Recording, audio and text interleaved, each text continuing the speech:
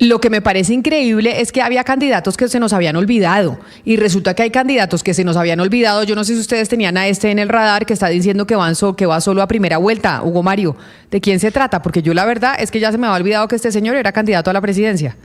Mauricio Liscano, Camila, exministro del gobierno de Gustavo Petro, que decidió recoger firmas, es candidato presidencial.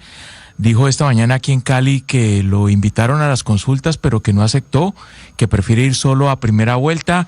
Habló muy mal de las consultas, Camila, aseguró que es una vergüenza, que los candidatos por estos días se la pasan hablando de mecánica política y que no presentan propuestas, y fue más allá, dijo que las consultas son un negocio. Escuche lo que dijo el candidato. Y más grave aún, se los digo con sinceridad, las consultas son un negocio. A cada uno de persona que va a una consulta le devuelven 8.000 pesos por voto. Cada candidato de esos que llega a consulta se va a embolsillar 2, 3.000, 4 y 5.000 millones de pesos de los contribuyentes. Si realmente lo que quieren es democracia en las consultas, yo le pido a todos los candidatos de la República, candidatos a la presidencia de la República en la consulta, que rechacen la reposición de votos, para que le den un mensaje a Colombia de que no están por la plata, sino por los colombianos. Todos esos se van a gastar 2.000, 3.000, 4.000, 5.000 millones.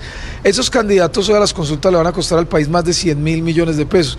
Por eso unos van y vuelven y se explican consultas que solo tienen 2 personas, consultas que tienen un candidato y el resto son payasos que ponen ahí para esquilmar los recursos del Estado.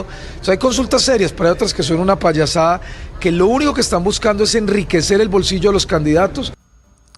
Dice Mauricio Liscano que va solo entonces hasta la primera vuelta. Camila sigue recorriendo las calles de Cali y los municipios del Valle del Cauca.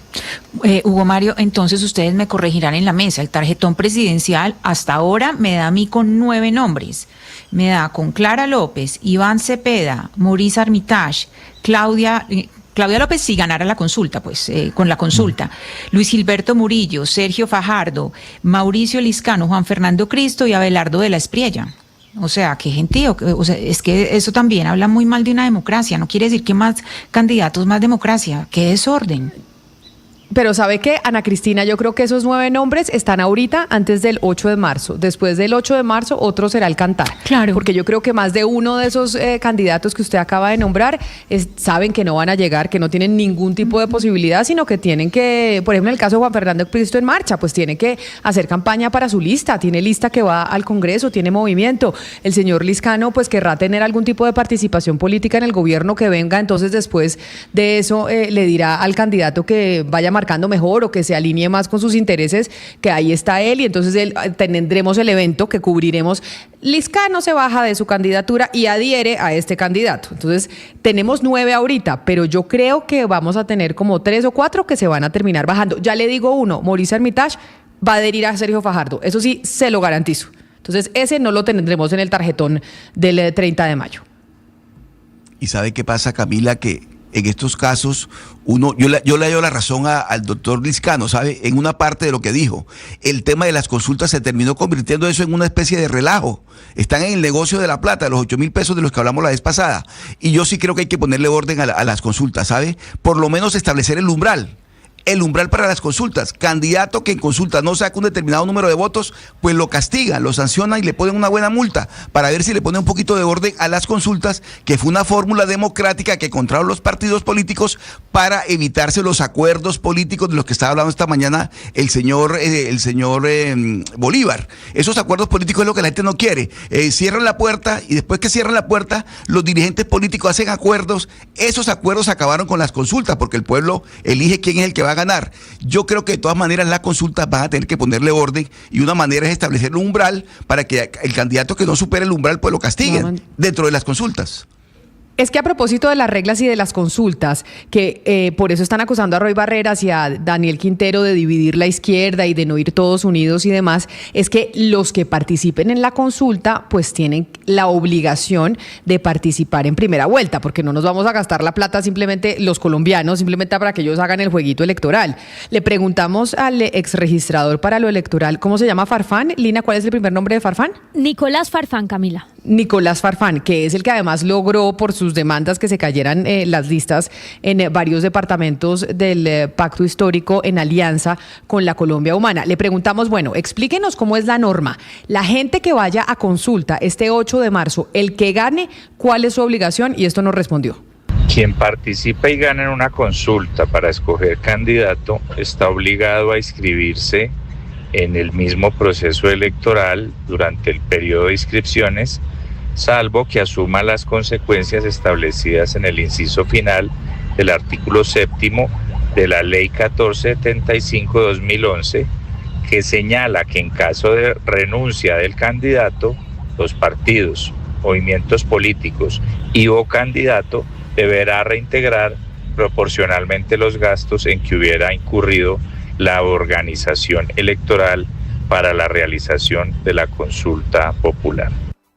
Pues mire, Hugo Mario, es muy clara la norma, es decir, esto no es como que participo y luego digo que no quiero ir, es que estas consultas les dan un mandato que deben cumplir y es ir a representar pues a quienes los eligieron en la primera vuelta presidencial, y quien no vaya deberá reintegrar, como lo dijo el ex registrador Farfán y como lo dice la ley, proporcionalmente los gastos que hubiera incurrido la organización electoral, los cuales pues serán fijados por el Consejo Nacional Electoral. Creo que esto es muy importante porque pues no es jugando a las elecciones, es cumpliendo. Claro, pero entonces ahí sí no entiendo el planteamiento de Roy Barreras, que dice, pasada la consulta, es decir, al día siguiente, el 9 de marzo, nos sentamos a hablar con Iván Cepeda y uno de los dos será el candidato. Si él gana la consulta, por supuesto, hablo de Roy Barreras, o sea que no es tan así. No, está señor. en la obligación de ir hasta el final de ir hasta la primera vuelta, quiero decir. Claro, Hugo Mario, lo dice la ley y digamos, hay unas causales que son, digamos, de fuerza mayor,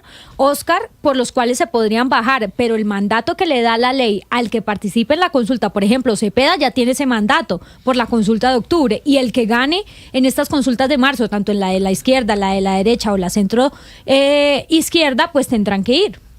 Es que si gana Roy Barrera, entonces se tienen que ver las caras Cepeda con Roy Barreras en la primera vuelta, por obligación. No es que hay manera de acuerdos. La ley es muy clara en ese sentido. Y por eso es que el susto de buena parte del progresismo es que se dé la división. Porque una primera vuelta de Roy Barreras, que va a tener maquinaria, porque va a tener mucha maquinaria, si es el que gana la consulta, yo creería que sí, más Cepeda, que tiene un progresismo fuerte, que son las bases del petrismo, ahí va a haber una división objetiva, pues inevitable. Ese es el susto que tiene mucha gente dentro del pacto histórico, y lo que plantea Roy Barreras de un acuerdo después del 9 de marzo, eso no es posible, no hay manera.